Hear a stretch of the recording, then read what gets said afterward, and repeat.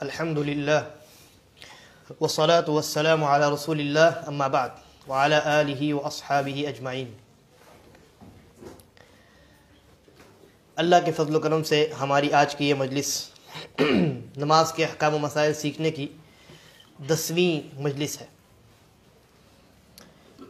اور اس سے پہلے کی مجالس میں نماز کے شروط، نماز کے ارکان، نماز کے واجبات اور نماز کی سنتیں، ان تمام کا بیان تفصیل کے ساتھ گزر چکا۔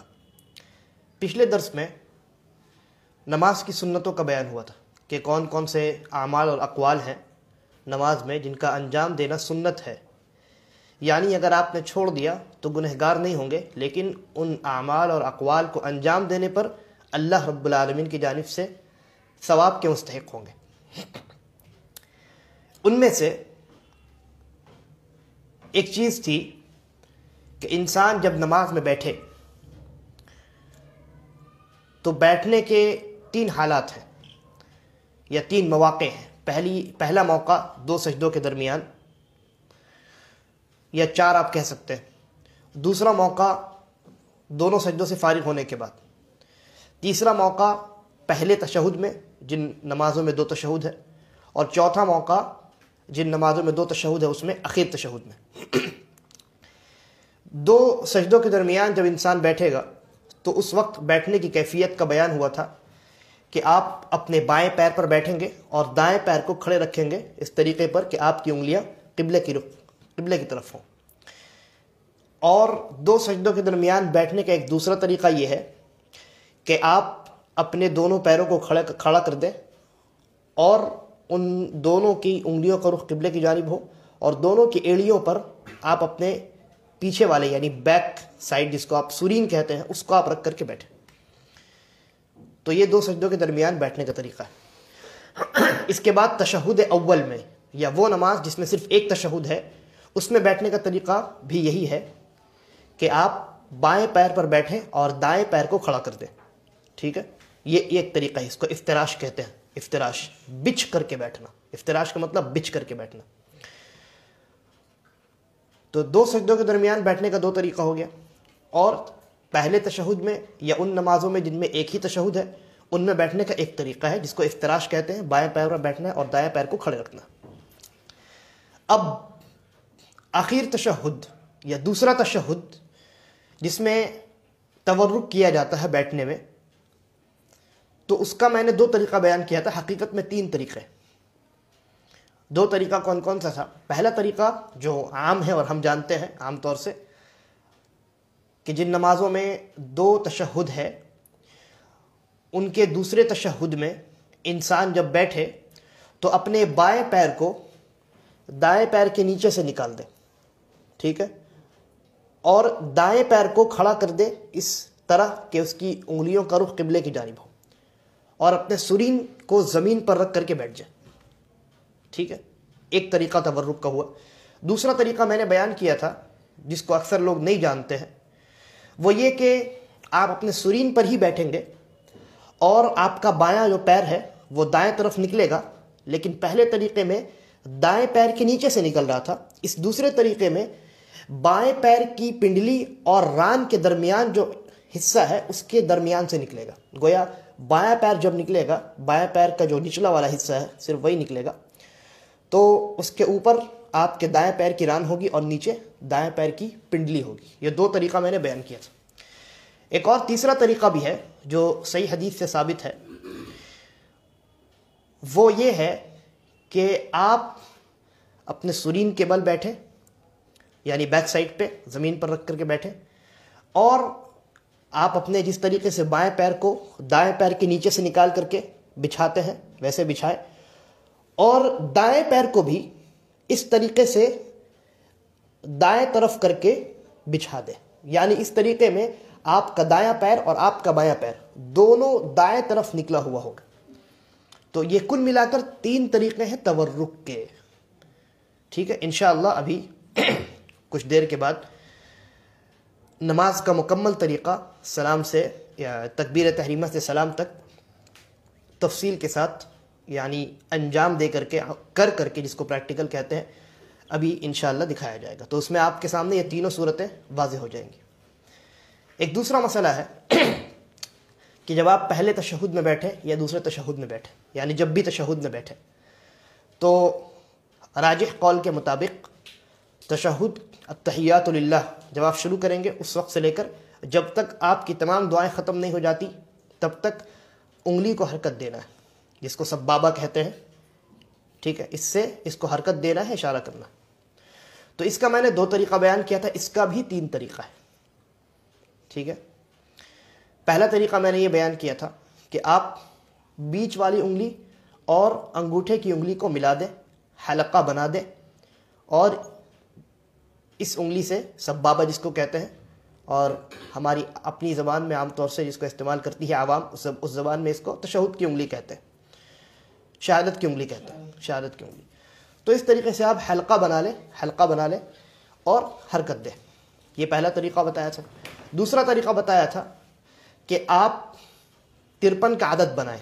اللہ کے نبی صلی اللہ علیہ وسلم نے 53 کا عدد بنایا، اور اس کا طریقہ یہ ہے کہ آپ اپنی انگوٹھے کو پہلے آپ تینوں انگلیاں بند کر لیں اور اس انگلی کو کھول کر رکھیں، اور انگوٹھے کو اس انگلی کے اس جوڑ پر لگائیں یا اس کے جڑ پہ لگائیں۔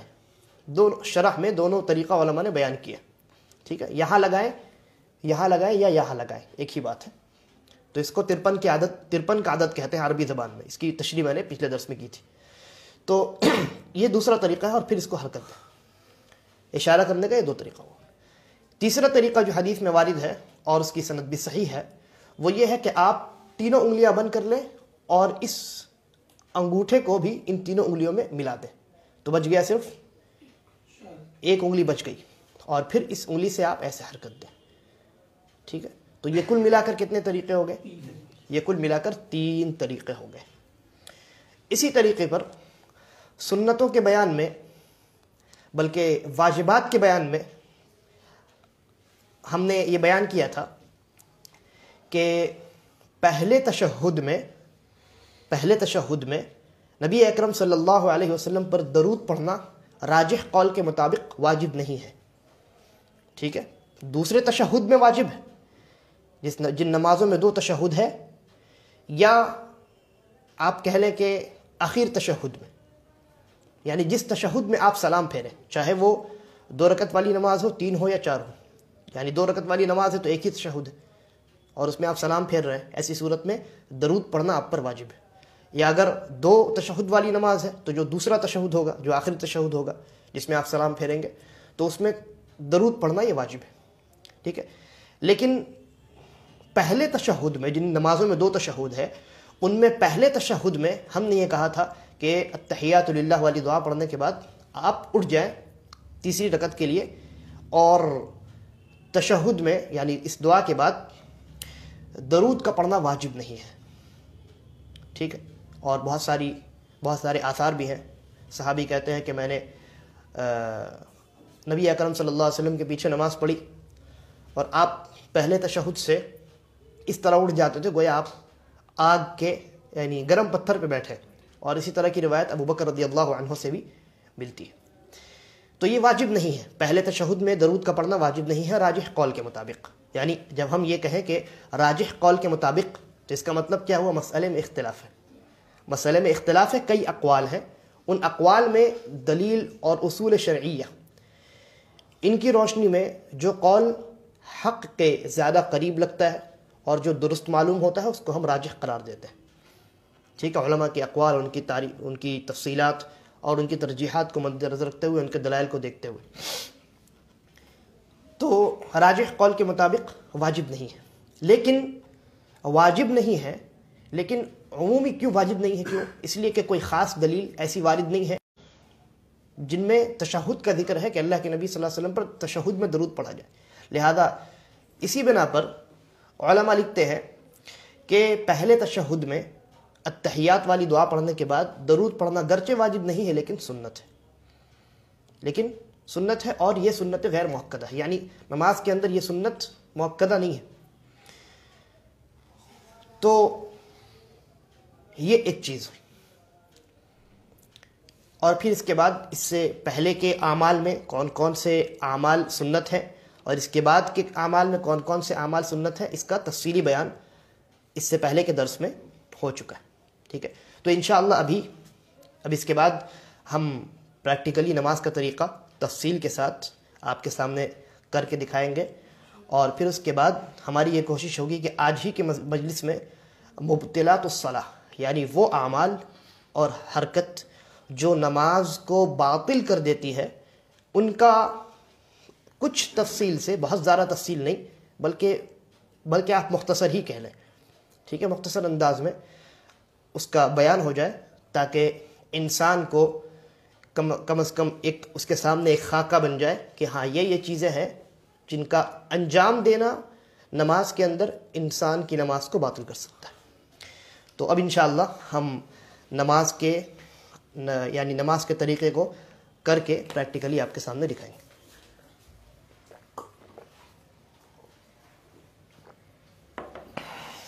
اس کو رہنے دیجیے, اس کو ہٹا دیجیے.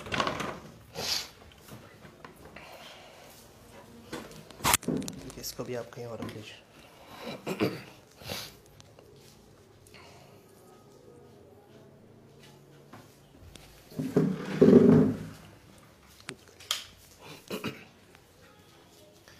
اس کو شاید اونچا کرنا پڑے آپ کو.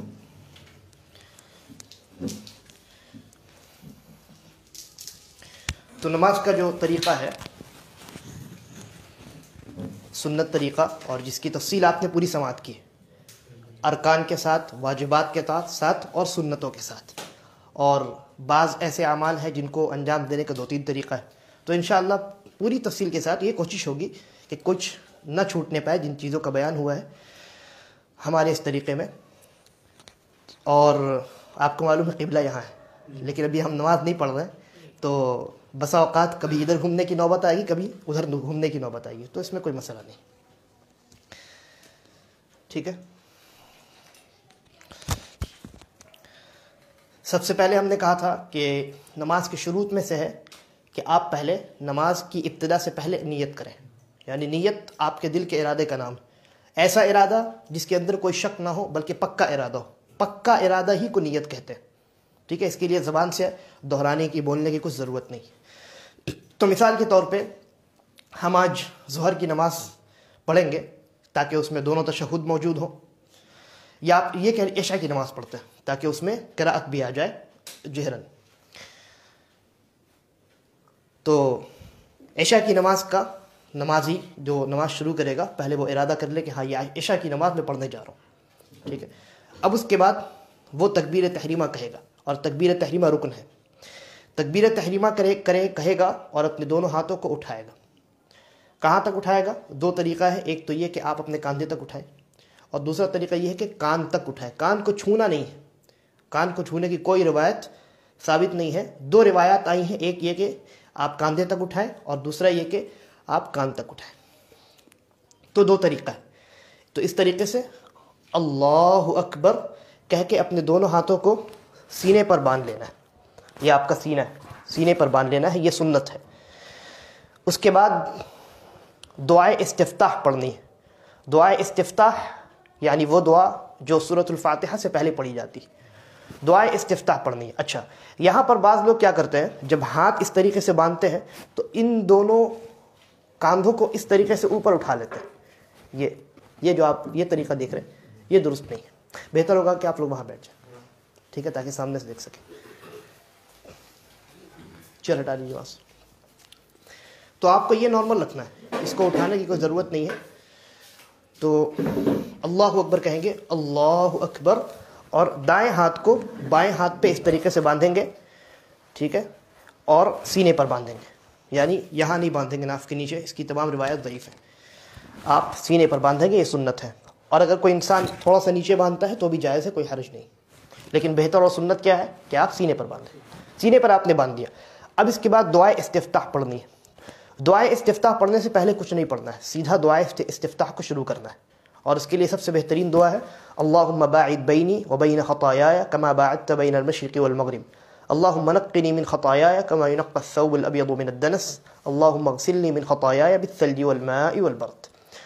اور جب آپ نے نماز شروع کر دی تو آپ کی دونوں نگاہیں جس جگہ آپ سجدہ کرتے ہیں وہاں رہنی چاہیے.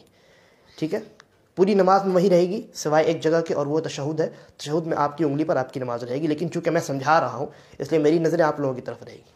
ٹھیک ہے، تو آپ نے دعائے استفتاح پڑھ لی.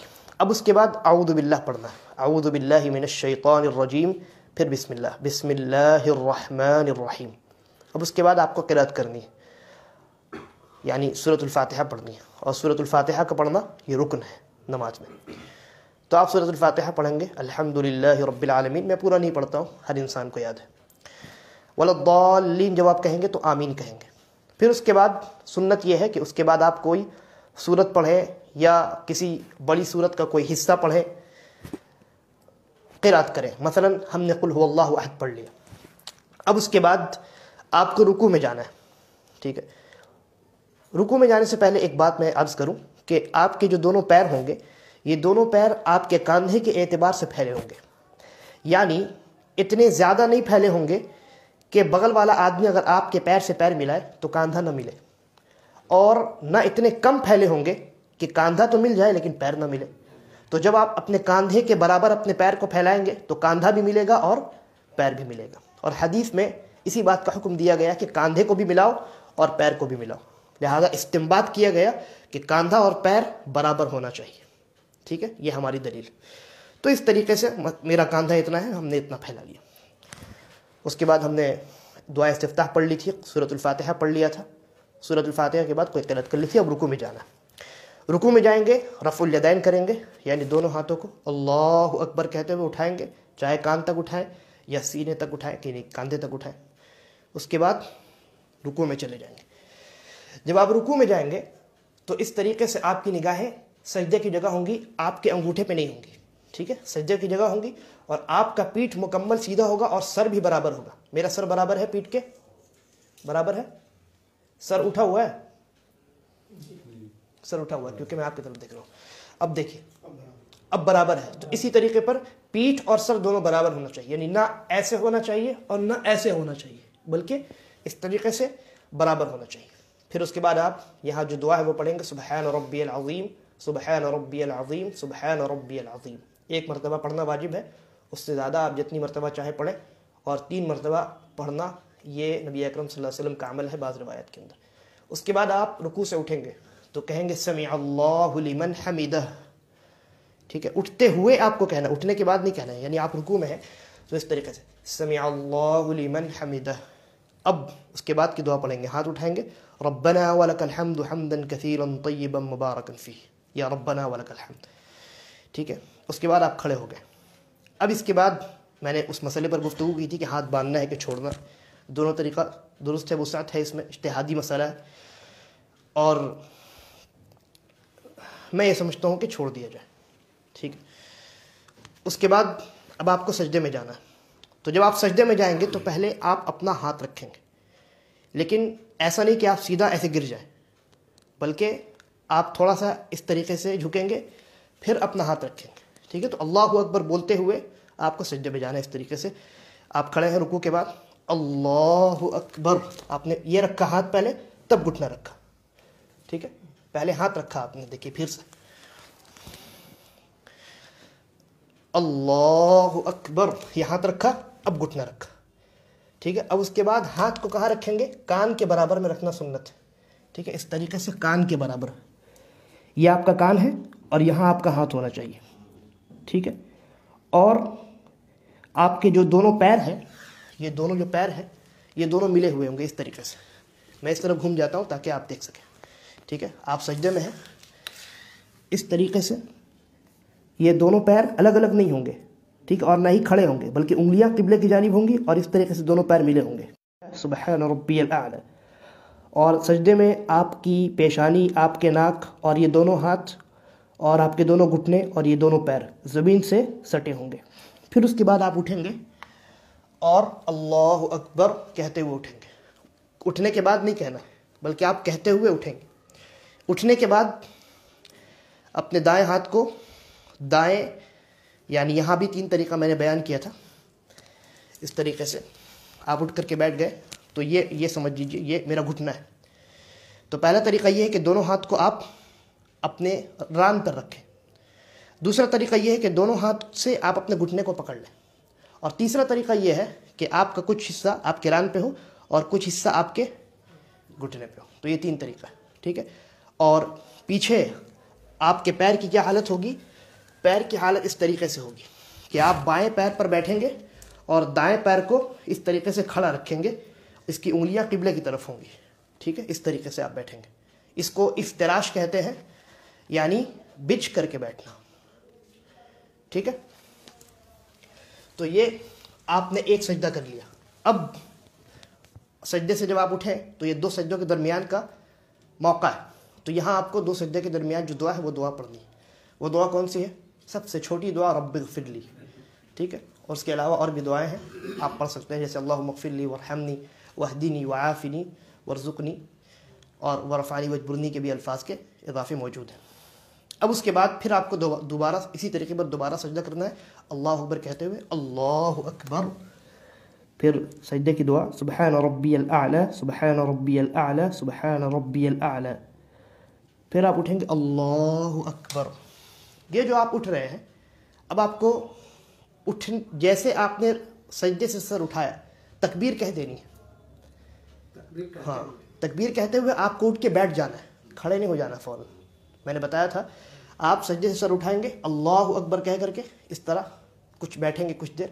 پھر اپنے دونوں ہاتھوں کو اس طریقے سے، بہتر سنت یہ ہے کہ آپ جس طریقے سے آٹا گوندا جاتا ہے اس طریقے پر ہاتھ کی شکل بنا لیں اور اس طریقے سے رکھ کر کے ایسے اٹھ جائیں. ٹھیک ہے. گویا یہاں پر جو نقطہ ہے وہ یہ کہ آپ سجدے میں ہیں، دوسرے سجدے میں بعض لوگ کیا کرتے ہیں اللہ اکبر اس طریقے سے نہیں، بعض لوگ کرتے ہیں اللہ اکبر نہیں. بیٹھنے کے بعد اٹھتے ہوئے آپ کو تکبیر نہیں کہنی ہے، بلکہ جب آپ سجدے سے اٹھیں گے تب تکبیر کہنی ہے. اس طریقے سے اللہ اکبر. اب آپ بیٹھے ہیں، اب اسی طریقے پر آپ کو کھڑے ہو جانا ہے. ٹھیک ہے. کھڑے ہو کر کے بغیر رفع الیدین کیے، دوسری رکعت میں کوئی رفع الیدین نہیں ہے، اپنے ہاتھ کو پھر سے سینے پر باندھ لینا. ٹھیک ہے. اسی طریقے پر آپ دوسری رکعت مکمل کریں گے جس طریقے پر آپ نے پہلی رکعت مکمل کی. اور پھر اس کے بعد ہم سیدھا چلتے ہیں پہلے تشہد میں. تو پہلے تشہد میں بھی بیٹھنے کا طریقہ کیا ہے؟ وہی طریقہ ہے جس کو افتراش کہتے ہیں، جس کا بھی ابھی پہلے بیان ہوا. ٹھیک ہے. اچھا، میں نے ایک دوسرا طریقہ نہیں بیان کیا. 2 تشہد کے درمیان جب آپ بیٹھے ہوئے تھے تو آپ اس طریقے سے بیٹھے ہوئے تھے. 2 تشہد کے درمیان اس طریقے سے بیٹھے ہوئے تھے. اس کو افتراش کہتے ہیں. میں نے کہا تھا 2 سجدوں کے درمیان بیٹھنے کا ایک اور طریقہ ہے، اور وہ یہ ہے کہ اپنے دونوں پیروں کو آپ کھڑا کر دیں اور یہ ایڑی کے اوپر بیٹھ جائیں اس طریقے سے. ٹھیک ہے. یہ صرف 2 سجدوں کے درمیان اس کی اجازت ہے، حدیث میں صرف اتنا ہی ہے، کسی اور موقع پر بیٹھنے کی یہ صورت نہیں ہے. ٹھیک ہے. تو 2 سجدوں کے درمیان بیٹھنے کی یہ حالت. اس کے بعد اب ہم پہلے تشہد میں ہیں، تو پہلے تشہد میں افتراش کر کے بیٹھیں گے اس طریقے سے. اپنے پیر کو بچھا لیں گے، بائیں پیر کو، اور اس کے اوپر بیٹھ جائیں گے، اور یہ پیر جو ہے ہمارا کھڑا رہے گا اور اس کی انگلیاں قبلے کی طرف رہیں گی. ٹھیک ہے. یہ پہلے تشہد میں یا ان نمازوں میں جن میں ایک ہی تشہد ہے یہی صورتحال ہوگی. ٹھیک ہے. اب اس کے بعد آپ پہلے تشہد میں ابھی بیٹھے ہوئے ہیں، عشاء کی نماز ہے، 2 رکعتیں ہم نے مکمل کر لی. پہلی رکعت میں بھی سورۃ الفاتحہ کے بعد قرأت تھی، اور دوسری رکعت میں بھی سورۃ الفاتحہ کے بعد قرأت تھی، اور جہری قرأت تھی، یعنی زور سے آپ نے قرأت کی. 2 رکعت میں آپ بیٹھے ہیں، تو یہاں آپ کو تشہد میں التحیات کی جیسی دعا شروع کریں گے، التحیات للہ شروع کریں گے دعا، ویسے ہی آپ کو حرکت دینا ہے. حرکت دینے کا 3 طریقہ میں نے بیان کیا. پہلا طریقہ یہ ہے کہ آپ تمام انگلیاں بند کر لیں اور اس کو ایسے انگوٹھے کو بھی ان تینوں انگلیوں میں ملا دیں اور حرکت دیں، التحیات للہ، اور آپ کی نگاہ اسی انگلی پر ہونی چاہیے، التحیات للہ والصلوات والطیبات. ٹھیک ہے. دوسرا طریقہ یہ ہے کہ آپ حلقہ بنا لیں بیچ والی انگلی اور انگوٹھے سے، اور اس طریقے سے رکھیں، اس طریقے سے. ٹھیک ہے. التحیات للہ والصلوات والطیبات آخر تک. تیسرا طریقہ، تمام انگلیوں کو بند کر لیں، انگوٹھے کو یہاں لگا لیں، اور اس طریقے پر التحیات للہ والصلوات والطیبات. تینوں صورتحال میں آپ کی نگاہ کہاں ہوگی؟ نگاہ اسی انگلی پہ ہوگی. آپ نے تشہد میں التحیات مکمل کر لیا. ٹھیک ہے. کوئی چاہے تو درود بھی پڑھ سکتا ہے، اللہم صلی علی محمد جو دعا ہے، درود ابراہیمی، وہ پڑھ سکتا ہے. اب اس کے بعد آپ کو تیسری رکعت کے لیے کھڑے ہونا ہے. ٹھیک ہے, تو آپ کیسے کھڑے ہوں گے؟ یہاں بھی سنت یہ ہے کہ آپ اللہ اکبر کہیں اور اس طریقے سے ہاتھ رکھیں اور پھر سیدھا کھڑے ہو جائیں. ٹھیک ہے, جب یہاں آپ تیسری رکعت میں کھڑے ہوں گے تو یہاں بھی رفع الیدین کرنا ہے. اللہ اکبر یعنی آپ اٹھے دوبارہ نہیں کہنا تکبیر, اٹھتے ہوئے آپ نے جو تکبیر کہی وہ کافی ہے. اٹھنے کے بعد ہاتھ کو کاندھے تک یا کان تک اٹھانا ہے, پھر اس کے بعد دونوں ہاتھ کو دائیں ہاتھ کو بائیں ہاتھ پہ سینے پہ باندھ لینا. ٹھیک ہے, اور پھر سے آپ کی نگاہ کہاں چلی جائے گی؟ سجدے کی جگہ میں. ٹھیک ہے, اب یہاں آپ کو سورۃ الفاتحہ کی قرأت کرنی, اور کبھی کبھی انسان چاہے تو سورۃ الفاتحہ کے بعد 4 رکعت یا 3 رکعت والی نماز میں کوئی دوسری قرأت بھی کر سکتا ہے, کوئی حرج نہیں ہے. کبھی کبھی, ہمیشہ نہیں, کیونکہ ہمیشہ اللہ کے نبی صلی اللہ علیہ وسلم سے ایسا وارد نہیں, تو کبھی کبھی کر سکتا ہے. بہرحال آپ نے تیسری رکعت میں سورۃ الفاتحہ پڑھ لی, اور تیسری رکعت میں اور چوتھی رکعت میں جو قرأت ہوگی وہ آہستہ ہوگی. ٹھیک ہے, سورۃ الفاتحہ آپ نے آہستہ پڑھ لی اس صورت میں کہ آپ کے ہونٹ ہلیں گے اور آواز اتنی ہوگی کہ اگر شور نہ ہو تو آپ اپنی آواز سن سکیں. اگر شور نہ ہو تو, یعنی مثلا عام طور سے جہاں ہم نماز پڑھتے ہیں وہاں کبھی کھڑکی کھولی رہتی ہے, کبھی کسی اور چیز کی آواز آ رہی ہوتی ہے, تو انسان خود اپنی آواز نہیں سن سکتا.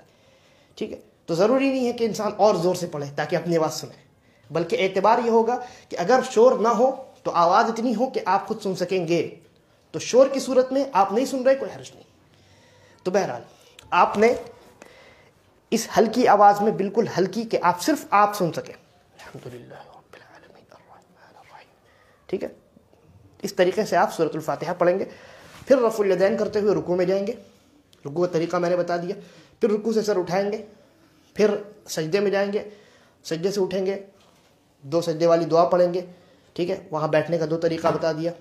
پھر اس کے بعد سجدے میں جائیں گے, پھر اس کے بعد اٹھتے ہوئے تکبیر کہیں گے, تھوڑا سا بیٹھیں گے, پھر کھڑے ہو جائیں گے چوتھی رکعت میں. ٹھیک ہے, چوتھی رکعت بھی اسی طریقے سے مکمل کریں گے, اور آپ آ جائیں گے اخیر تشہد میں. تو اخیر تشہد میں آپ آ گئے. یہاں پر اخیر تشہد میں آپ کو تورک کرنا ہے بیٹھنے کے طریقے میں.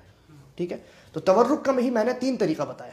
دیکھیے, تورک کا یعنی دوسرے تشہد میں, جن نمازوں میں 2 تشہد ہے ان کے دوسرے تشہد میں تورک کا طریقہ یہ ہے کہ پہلا طریقہ یہ ہے کہ آپ اپنے بائیں پیر کو دائیں پیر کے نیچے سے نکال دیں. ٹھیک ہے, اور یہ آپ کی سرین ہے, اس پر آپ بیٹھ جائیں, اور یہ دائیں پیر جو ہے آپ کا کھڑا رہے گا, انگلیاں قبلے کی جانب رہیں گی. ٹھیک ہے, اور اپنے ہاتھ کو آپ اپنے ران پر رکھ لیں اور اشارہ کریں. اشارہ کرنے کا 3 طریقہ میں نے بتا دیا. ٹھیک ہے, یہ تورک کا پہلا طریقہ ہوا. تورک کا دوسرا طریقہ یہ ہے کہ آپ یہ جو پیر نیچے سے نکلا ہوا ہے, یہ طریقہ تھوڑا سا مشکل ہے. ٹھیک ہے, لیکن یہ طریقہ ثابت ہے. یہ جو پیر نیچے سے نکلا ہوا ہے اس کو نیچے سے نہیں نکالے, بلکہ یہ آپ کا دایاں پیر ہے, یہ آپ کی دایاں پیر کی پنڈلی ہے, یہ آپ کے دایاں پیر کا ران ہے. تو ران اور پنڈلی کے درمیان سے بایاں پیر نکلے گا, اس طریقے سے دکھ رہا ہے. اس طریقے سے ران اور پنڈلی کے درمیان سے آپ کا یہ پیر اس طریقے سے نکلا ہے. باقی سب سیم ہے, کوئی فرق نہیں. اور آپ تشہد کی دعا پڑھیں گے اشارہ کرتے ہوئے. دوسرا طریقہ ہو گیا. تیسرا طریقہ یہ ہے کہ دونوں پیر آپ بچھا دیں گے, یعنی یہ پیر بچھا ہوا ہے, یہ پیر بھی اس طریقے سے بچھا رہے گا, ایسے نہیں رہے گا. دائیں جانب حدیث کے الفاظ ہیں کہ دائیں جانب دائیں پیر بھی ہو بائیں پیر بھی ہو, تو یہ ایسا نہیں رہے گا بلکہ ایسے رہے گا. تو آپ اس طریقے سے بیٹھ سکتے ہیں. ٹھیک ہے, آپ کا دایاں اور بایاں دونوں پیر دائیں طرف نکلا ہوا ہے. ٹھیک ہے, تو یہ 3 طریقے ہوئے. بعض لوگ کیا کرتے ہیں, ایسے بیٹھتے ہیں. ایسا بیٹھنا ثابت نہیں, ایسے بیٹھ سکتے ہیں.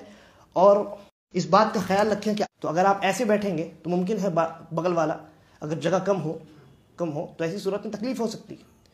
تو یا تو آپ ایسے بیٹھ جائیں یا ایسے بیٹھ جائیں. اس طریقے میں بھی بغل والے کو کوئی تکلیف نہیں ہوتی, بلکہ اور آسانی ہو جاتی ہے, کیونکہ یہاں کچھ نہیں نکلا ہوا ہے. ٹھیک ہے, تو یہ 3 طریقے ہیں بیٹھنے کے, تورک کے 3 طریقے ہو گئے. اب اس کے بعد آپ یہاں پر کیا پڑھیں گے؟ ہاں, تو آپ 3 طریقوں میں سے چاہے یہ طریقہ اختیار کریں یا یہ طریقہ اختیار کریں یا یہ طریقہ اختیار کریں.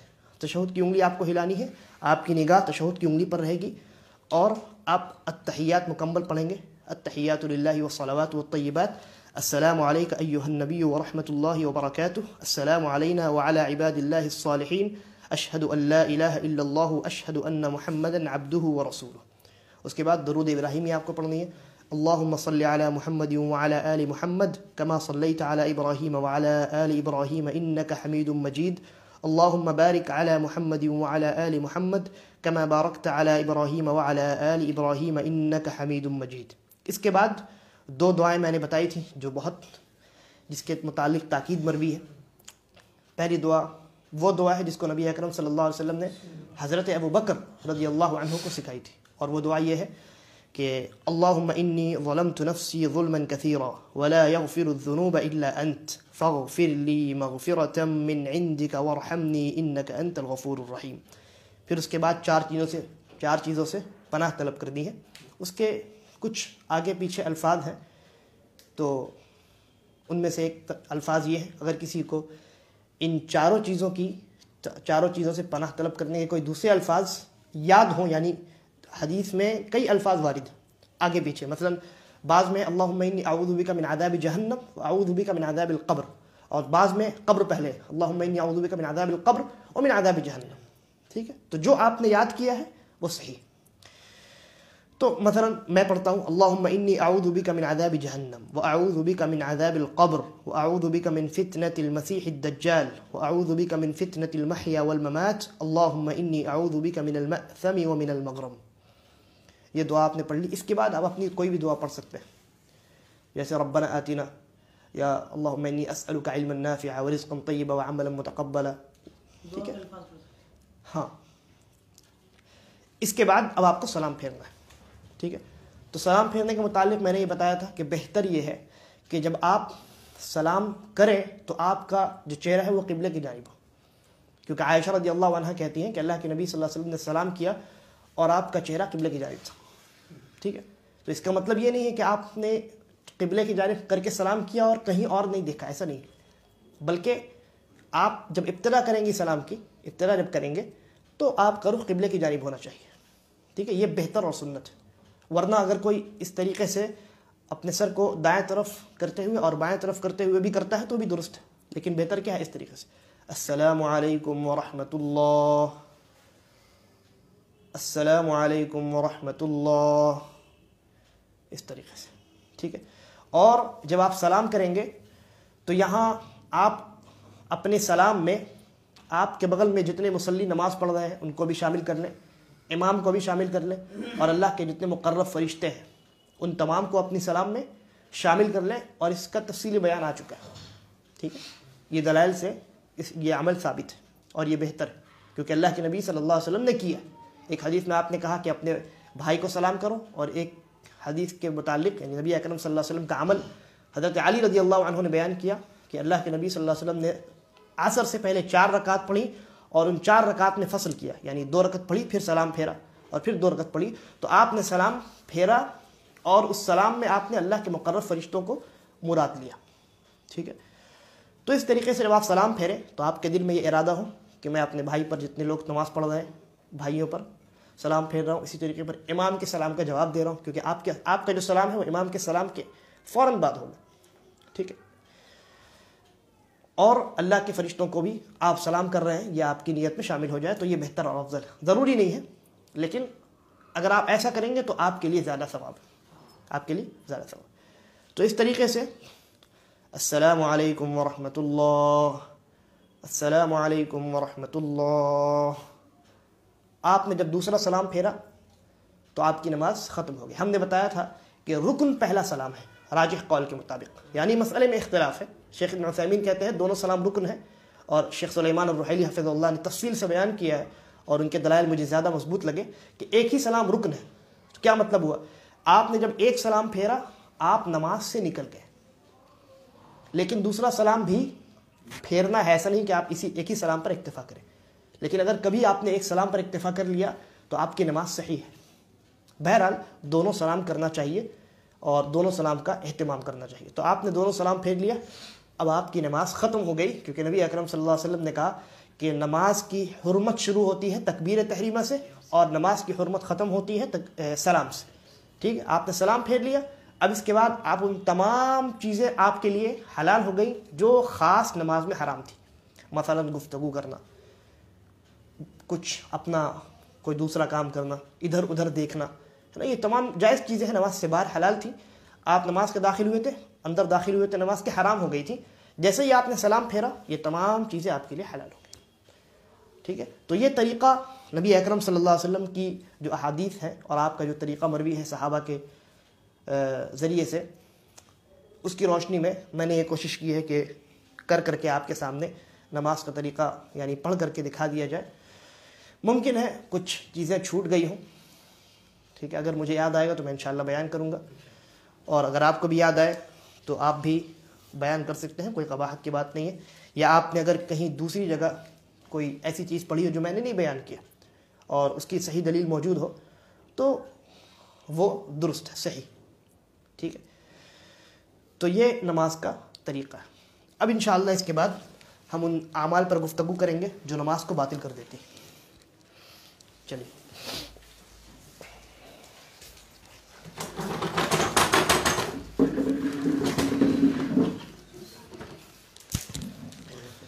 پانی دے دیجیے.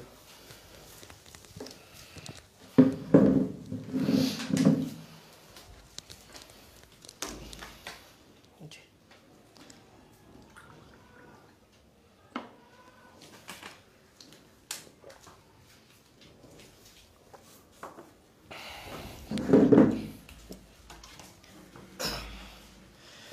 ابھی نماز کا جو طریقہ بیان ہوا تو اس میں کوئی ایسی چیز ہو جو آپ کو نہیں سمجھ میں آئی ہو, اگر ہو تو بیان کریں. کوئی ایسی چیز ہے؟ نہیں. چلیے تو آگے بڑھتے ہیں. جی, اب اس کے بعد ہماری گفتگو ہوگی وہ چیزیں جن سے نماز باطل ہو جاتی ہے. باطل ہو جانے کا مطلب وہ نماز آپ کی کاؤنٹ نہیں ہوگی, آپ کو دوبارہ نماز دہرانی پڑے گی. ٹھیک ہے, تو ان میں سے جب ہم نے شرط کی تفصیل بیان کی, نماز کے شروط کون کون سے ہیں, نماز کے ارکان کون کون سے ہیں, اور نماز کے واجبات کون کون سے ہیں, تو بعض چیزوں کا یعنی بعض وہ چیزیں جو نماز کو باطل کر دیتی ہیں ان کا بیان آ چکا ہے. سب سے پہلی چیز, نماز کے جتنے شروط ہیں, شروط کا مطلب جن کا انجام دینا ضروری ہے, اگر آپ وہ نہیں کریں گے تو آپ کی نماز صحیح نہیں ہوگی. ٹھیک ہے, شروط نماز سے پہلے ہوتے ہیں, یعنی نماز کے باہر ہوتے ہیں, نماز کے اندر داخل ہونے سے پہلے. ٹھیک ہے, تو شروط کا انجام دینا ضروری ہے. جتنے شروط ہیں ان تمام کا انجام دینا یہ ضروری ہے, الا یہ کہ آپ بھول جائیں. کچھ ایسے شروط ہیں جن میں اگر آپ بھول جائیں تو آپ کی نماز درست ہو سکتی ہے. ٹھیک ہے, مثال میں نے پوری تفصیل بیان کر دی تھی. شرط والا جو بیان ہے اس میں اگر آپ دیکھیں گے تو میں نے بتایا تھا کہ کون سے شرط میں آپ بھولیں گے تو آپ کی نماز درست ہوگی, اور کون سے شرط میں اگر آپ بھولتے ہیں تو آپ کی نماز درست نہیں. مثال, ایک انسان ہے جس نے نماز پڑھی اس حالت میں کہ وہ قبلے کی طرف نہیں تھا, مجبوری کی وجہ سے. ٹھیک ہے, یا آپ دوسری مثال لے لیں کہ ایک انسان نے نماز پڑھی اور نماز پڑھنے کے بعد اور وہ سطر جو کھلا ہوا تھا وہ تھوڑا سا تھا, یعنی کسی نے کوئی پینٹ پہنا ہے, مثلا گھٹنے کے اوپر ایک چھوٹا سا سوراخ ہے, چھوٹا سا, جس سے اس کی جلد نظر آ رہی ہے, اور اسی میں اس نے نماز پڑھی, تو گھٹنے کے اوپر کا حصہ سطر کا حصہ ہے. ٹھیک ہے, لیکن وہ جو سطر دکھائی دے رہا ہے وہ بہت کم ہے, چھوٹا سا, لہذا گرچہ اس نے اسی حالت میں نماز پڑھ لی ہے لیکن اس کی نماز درست ہے, کیونکہ اس نے جان بوجھ کر ایسا نہیں کی. بعض شروط ایسے ہیں جن کو اگر آپ نے جان بوجھ کر کے بھی ترک نہیں کیا ہے بلکہ بھول کر کے ترک کر دیا ہے، تب بھی آپ کی نماز درست ہے۔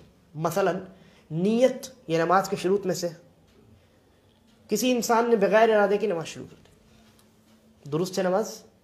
درست نہیں ہے۔ کسی نے نماز شروع کی، اللہ اکبر کہہ کر نماز شروع کر دیا، اس کو پتہ ہی نہیں ہے وہ کون سی نماز پڑھ رہا، تو ایسی صورت میں نماز اس نے بے دھیانی میں مکمل کر لیا، اس کی وہ نماز باطل ہے، فاسد ہے، اس کی وہ نماز کاؤنٹ نہیں کی جائے گی، اس پر اس وقت کی نماز پڑھنا واجب باقی ہے ابھی۔ تو پہلی چیز یہ کہ آپ نے شرط چھوڑ دیا، ٹھیک ہے، اور خاص کر کے اس شرط کو چھوڑا ہے جن میں بھول کر کے بھی چھوڑنا جائز نہیں ہے، مثلا نیت، ٹھیک ہے۔ اسی طریقے پر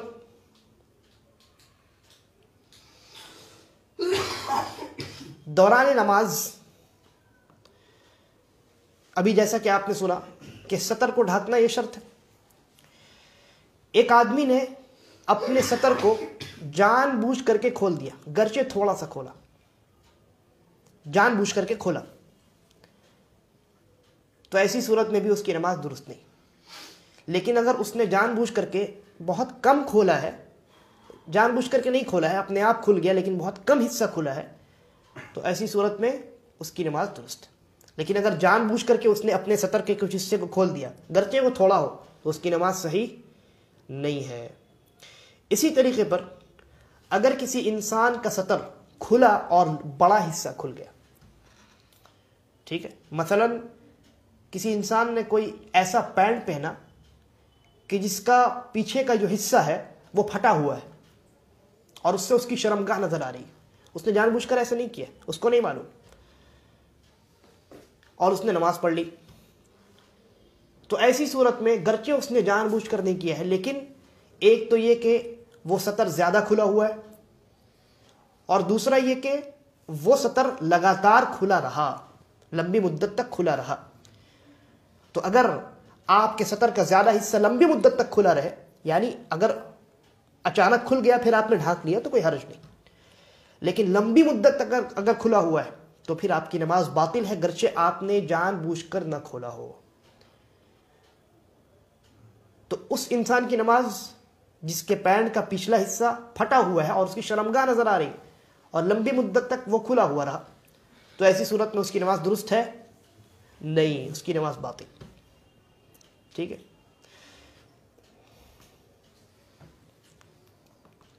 اسی طریقے پر کسی انسان نے بغیر وضو کے نماز پڑھ لی، بغیر وضو کے نماز پڑھ لی، بھول کر کے، جان بوجھ کر کے کسی نے بغیر وضو کے نماز پڑھی تو گنہگار بھی ہوگا اور نماز تو ہوگی نہیں۔ بھول کر کے کسی نے بغیر وضو کے نماز پڑھ لی، بعد میں یاد آیا کہ جا میں تو وضو سے نہیں تھا، ابھی میں فارغ ہو کے آیا تھا، یا میں حالت جنابت میں تھا، تو ایسی صورت میں اس کی نماز باطل، اس کو دوبارہ نماز پڑھنی پڑے گی، ہے نا۔ دلیل آپ کو موجود ہے، گزر چکا عمر رضی اللہ عنہ کا عمل اور اللہ کے نبی صلی اللہ علیہ وسلم کا فعل بھی موجود ہے کہ اللہ رب العالمین طہارت کے بغیر نماز کو قبول نہیں کرتا۔ حضرت عمر رضی اللہ عنہ نے صحابہ کرام کو ایک مرتبہ نماز پڑھا دی، بعد میں آپ کو معلوم ہوا کہ آپ حالت جنابت میں ہیں، تو آپ نے اپنی نماز دوبارہ دہرائی۔ تو یہ اس بات کی دلیل ہے کہ اگر آپ نے بغیر وضو کے بھول کر کے بھی نماز پڑھ لیا ہے تو آپ کی نماز درست نہیں ہے۔ اسی طریقے پر قبلے کی جانب رخ کرنا یہ نماز کے شروط میں سے ہے نا، لیکن اگر کسی نے جان بوجھ کر کے قبلے کے بجائے کسی اور طرف رخ کر کے نماز پڑھ لیا تو اس کی نماز باطل ہے، ٹھیک ہے۔ لیکن کسی نے بھول کر کے نہیں پڑھا بلکہ اس کو معلوم نہیں تھا کہ قبلہ اس طرف نہیں اس طرف ہے اور اس نے نماز پڑھ لی، تو ایسی صورت میں اس کی نماز درست ہوگی۔ یا وہ اس نے کوشش کی کہ قبلہ تلاش کیا جائے لیکن اس کو معلوم نہیں ہو سکا، مثلا کوئی انسان صحرا میں ہے، ریگستان میں ہے، اور اس کو سمجھ میں نہیں آ رہا، رات کا وقت ہے، سمجھ میں نہیں آ رہا ہے کہ آخر قبلہ ہے کس طرف، یا کوئی انسان سفر میں ہے، نہیں سمجھ میں آ رہا کہ قبلہ کس طرف ہے، اس نے نماز پڑھ لی، بعد میں معلوم ہو کہ قبلہ کسی اور طرف تھا، تو اس کی نماز درست ہے۔ لیکن معلوم ہو جانے کے بعد آپ کو قبلہ چینج کرنا ہے۔ مثلا کوئی انسان دوران نماز، اگر کسی انسان کو معلوم ہوتا ہے کہ میں جس طرف رخ کر کے نماز پڑھ رہا ہوں قبلہ اس طرف نہیں اس طرف ہے، تو اگر اس نے اسی حالت میں نماز جاری رکھی تو نماز باطل، اور اگر اس نے قبلہ چینج کر لیا تو پوری نماز اس کی صحیح ہے، پہلے کی بھی، اس قبلے والی نماز بھی اور اس قبلے والی نماز بھی صحیح۔ اسی طریقے پر یہ تو شرائط کا بیان ہوا۔ اس کے بعد ارکان کا معاملہ بھی میں نے بیان کیا تھا کہ جتنے ارکان ہیں ان تمام کو بھی قدرت رکھتے ہوئے چھوڑنا جائز نہیں ہے، اور اگر کسی نے قدرت رکھتے ہوئے چھوڑ دیا، چاہے جان بوجھ کر چھوڑا یا بھول کر چھوڑا، لیکن قدرت ہے، ٹھیک ہے، ان قدرت، اس شرط کو یاد رکھیں۔ ایک انسان کھڑے ہونے کی طاقت رکھتا ہے، قادر ہے کھڑا ہو کر کے نماز پڑھے، لیکن بھول کر کے اس نے بیٹھ کے نماز پڑھ لی، فرض نماز کی بات ہو رہی ہے، تو ایسی صورت میں اس کی نماز درست نہیں، کیونکہ اس نے رکن چھوڑ دیا۔ اگر اسی حالت میں اس نے نماز مکمل کر لی ہے تو نماز دہرائے گا، یا وہ رکعت دہرائے گا، وہ رکعت جس میں اس نے ایسا کیا ہے وہ رکعت دہرائے گا، اور اگر ہر رکعت میں ایسا کیا ہے تو ہر رکعت دہرائے گا، یعنی پوری نماز مکمل پڑھے گا۔ اسی طریقے پر کسی نے بھول کر کے سورۃ الفاتحہ نہیں پڑھی، اللہ اکبر کہہ کر کے مگن رہا، ذہن اس کا دکان میں چلا گیا، حساب و کتاب کرنے لگ گیا، تو ایسی صورت میں بھی اس کی نماز درست نہیں ہے، اور اس پر واجب ہے کہ اگر دوران نماز اس کو یاد آیا ہے تو وہ اپنی اس پچھلی رکعت کو باطل سمجھے، اور جس نماز میں جس رکعت میں یاد آیا ہے اس رکعت میں اگر اس نے سورۃ الفاتحہ پڑھی ہے تو وہ اس کی پہلی رکعت ہوگی۔ اس کی تفصیل گزر چکی۔ تو بہرحال کہنے کا مقصد یہ ہے کہ رکن کو چھوڑنا قدرت رکھتے ہوئے، چاہے جان بوجھ کر کے ہو یا بھول کر کے ہو، نماز کو باطل کر دیتا ہے، یہاں تک کہ اس رکن کو انجام دے دیا جائے، ٹھیک ہے۔ کسی نے اگر سورۃ الفاتحہ کو پہلی رکعت میں چھوڑ دیا بھول کر کے، اور نماز اس نے اور پھر دوسری، تیسری، چوتھی میں پڑھا، اس کے بعد سلام پھیر دیا، تو اس کی پہلی رکعت نہیں ہوئی۔ جب اس کو یاد آئے گا تو وہ اپنی ایک رکعت مکمل کرے گا اور پھر سجدہ سہو کرے گا، ٹھیک۔ اسی طریقے پر واجب کے متعلق ہماری گفتگو ہو چکی ہے کہ کون کون سے اعمال نماز میں واجب ہے۔ مثلا سبحان ربی العظیم رکوع میں پڑھنا یہ واجب ہے ایک مرتبہ۔ تو واجب کا حکم یہ ہے کہ جان بوجھ کر اگر کسی نے کسی واجب کو ترک کیا ہے تو اس کی نماز باطل، یا جس رکعت میں اس نے ایسا کیا ہے وہ رکعت باطل، اور اگر جان بوجھ کر کے نہیں کیا ہے، بھول کر کے کیا ہے، تو ایسی صورت میں نماز نہیں باطل ہوتی۔ تو مثال ہم لیتے ہیں، سبحان ربی العظیم پڑھنا رکوع میں کیا ہے؟ واجب، ایک مرتبہ کم از کم واجب ہے۔ کسی انسان نے جان بوجھ کر کے سبحان ربی العظیم نہیں پڑھا تو اس کی نماز باطل۔ سمجھ میں آ رہی بات؟ اسی طریقے پر اخیر تشہد میں، تشہد کے بعد درود ابراہیمی پڑھنا، اللہم صل، درود پڑھنا نبی اکرم صلی اللہ علیہ وسلم پر، یہ واجب ہے۔ کسی انسان نے تشہد پڑھا اور جان بوجھ کر کے سستی اور کاہلی کی بنیاد پر سلام پھیر دیا، تو ایسی صورت میں اس نے کیا کیا؟ واجب کو جان بوجھ کر چھوڑ دیا، تو ایسی صورت میں اس کی وہ رکعت باطل ہو جاتی ہے، ٹھیک ہے۔ لیکن سنت کا یہ معاملہ نہیں ہے، سنت کو اگر کسی نے جان بوجھ کر کے بھی چھوڑ دیا ہے تو اس کی نماز باطل نہیں ہوتی ہے۔ کسی نے رفع الیدین نہیں کیا تو اس کی نماز باطل نہیں ہوگی۔ کسی نے صرف ایک ہی مرتبہ سبحان ربی العظیم پڑھا، 2-3 مرتبہ نہیں پڑھا، تو اس کی نماز صحیح ہے، ٹھیک ہے۔ تو سنن کو چھوڑنے میں، سنتوں کو چھوڑنے سے نماز باطل نہیں ہوتی، لیکن ارکان یا شروط، ارکان اور واجبات، ان تمام کو چھوڑنے سے نماز باطل ہو جاتی ہے۔ اور کب کس کو چھوڑنے سے باطل ہوتی ہے؟ شروط کو۔ شروط میں سے بعض ایسے ہیں جن کو اگر آپ نے بھول کر کے بھی چھوڑ دیا تو نماز باطل، اور بعض ایسے ہیں جن کو بھول کرتے ہوئے، آپ نے جانتے بوجھتے ہوئے، تو آپ کی نماز باطل، یعنی وہ رکعت۔ اور واجبات کا بھی یہی حکم ہے کہ جان بوجھ کر اگر کسی نے چھوڑا ہے تو نماز اس کی درست نہیں ہے، ٹھیک ہے۔ اسی طریقے پر جان بوجھ کر کے کسی رکن کو چھوڑ دینا تو میں نے بیان کر دیا، جان بوجھ کر کے کسی رکن کو زیادہ کر دینا۔ مثلا ایک انسان نے ایک مرتبہ سورۃ الفاتحہ پڑھی، یا دوسری مثال لیتے ہیں تاکہ اور اچھے طریقے سے واضح ہو۔ ایک انسان نے ایک مرتبہ رکوع کیا، رکوع کرنا رکن ہے، رکوع سے اٹھا، سوچا کہ ایک مرتبہ اور کر لیتے ہیں زیادہ ثواب ملے، کسی انسان نے 2 سجدے کیے، سوچا کہ 2 ہی سجدے کریں گے، نہیں اور سجدے کریں گے، 2-3 سجدے اور مار لیے تو یہ ارکان میں زیادتی. تو ارکان میں زیادتی کرنا یہ بھی نماز کو باطل کر دیتا ہے، کیونکہ نبی اکرم صلی اللہ علیہ وسلم نے فرمایا من عمل عملا لیس علیہ امرنا فہو رد، کہ جس نے کوئی ایسا کام کیا جس پر ہماری مہر نہیں ہے، جو ہمارے عمل میں سے نہیں ہے، وہ عمل مردود ہے، یعنی باطل فاسد. اسی طریقے پر ایک انسان نے نیت کر کے نماز شروع کی، مثلا کسی انسان نے ظہر کی نماز کے لیے اس نے نیت کی کہ میں یہ جو نماز پڑھنے جا رہا ہوں یہ ظہر کی نماز ہے، نماز شروع کی. اس کے بعد اس کو یاد آیا کہ میں نے فجر نہیں پڑھی آج تو میں سویا رہ گیا تھا. اس نے کیا کیا؟ فرض نماز کی نیت اس نے کی تھی، اس کو توڑ دیا، نئے سرے سے فجر کی نیت کر لی. تو ایسی صورت میں اس کی نماز باطل، نہ ظہر ہوگی نہ فجر ہوگی. اس کی تفصیل بھی گزر چکی. کیوں؟ اس لیے کہ نماز جو فرض ہے اس کے لیے شرط ہے 2 نیت میں. پہلی شرط یہ ہے کہ نیت نماز کی ابتدا میں ہو، نماز شروع کرنے سے ٹھیک پہلے. دوسری یہ کہ اس نیت میں آپ تعین کریں اسی ابتدا میں کہ یہ کون سی نماز ہے. یہ فرض نماز کے لیے حکم ہے، یعنی معین نماز، معین کہہ لیں آپ، ٹھیک ہے. تو کوئی معین نماز اگر ہے تو ایسی صورت میں آپ معین سے معین میں جائیں گے، جیسے ظہر سے عصر میں جائیں گے اگر، تو نہ آپ کی ظہر باقی رہے گی نہ عصر باقی رہے گی. ٹھیک ہے. مثلا کسی نے عصر کی نیت کی، نماز شروع کی، ابھی نماز شروع ہی کیا تھا، اس نے یاد آیا جا ظہر تو نہیں پڑا، اس نے کیا کیا؟ ظہر کی نیت کر لی.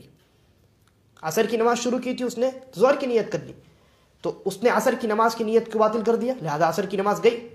ظہر کی نماز کی نیت دوران نماز کر رہا ہے، لہذا اس کی ظہر کی نماز بھی باطل ہو گئی، کیونکہ شرط ہے معین کے لیے، جو نماز معین ہے، خاص ہے کسی خاص وقت کے ساتھ، کہ اس کی نیت ابتدا میں ہونی چاہیے. ٹھیک ہے. تو یہ معاملہ میں نے تفصیل سے بیان کر دیا تھا، لیکن چونکہ یہ موضوع ہے اس لیے اس کو بیان کیا. اسی طریقے پر بغیر کسی مصلحت کے نماز میں کلام کرنا یہ نماز کو باطل کر دیتا ہے. جان بوجھ کر کے کلام کرنا بغیر کسی مصلحت کے، کسی انسان نے جان بوجھ کر کے کلام کیا، بات کر لیا، تو اس کی نماز باطل. اور اس سلسلے میں روایت موجود ہے، زید ابن ارقم رضی اللہ عنہ کہتے ہیں کہ ہم نماز میں بات کیا کرتے تھے. ایک آدمی اپنے بغل والے آدمی سے بات کیا کرتا ہے نماز میں، تو اللہ رب العالمین نے یہ آیت نازل فرمائی کہ وقوموا للہ قانتین، اللہ کے لیے ادب کے ساتھ کھڑے رہو، اور اس ادب میں خاموش رہنا ہے شامل. اس کے بعد کہتے ہیں صحابی کہ فَأُمِرْنَا بِالسُّكُوتِ وَنُهِينَا عَنِ الْكَلَامِ، کہ اس آیت میں در حقیقت ہمیں خاموش رہنے کا اور کلام یعنی بات اور گفتگو نہ کرنے کا حکم دیا گیا.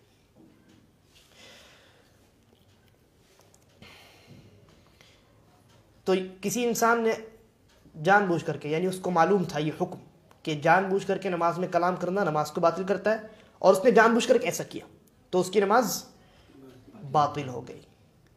لیکن کسی کو معلوم نہیں تھا، یا معلوم ہے لیکن جان بوجھ کر کے نہیں کیا. پہلی صورت، کسی کو معلوم نہیں ہے کہ نماز میں گفتگو کرنا یہ حرام ہے، منع ہے، تو وہ انسان مثلا کوئی نماز پڑھ رہا ہے اور کسی نے آ کر کے سلام کیا، اس نے جواب دیا وعلیکم السلام ورحمۃ اللہ وبرکاتہ، نہیں معلوم تھا اس کو، تو ایسی صورت میں اس کی نماز باطل نہیں ہوگی. لیکن معلوم ہو جانے کے بعد اگر کسی نے جان بوجھ کر کے ایسا کیا تو نماز باطل ہو جائے گی. یہ پہلی صورت ہو گئی کہ جان بوجھ کر کے معلوم نہیں تھا کسی کو، ناواقفی کی صورت میں کسی نے بات کر لیا. دوسری صورت، معلوم ہے لیکن بھول کر کے کسی نے کلام کر لیا، بھول کر کے، تو بھی اس کی نماز باطل نہیں ہوگی. ٹھیک ہے، اس کی نماز باطل نہیں ہوگی.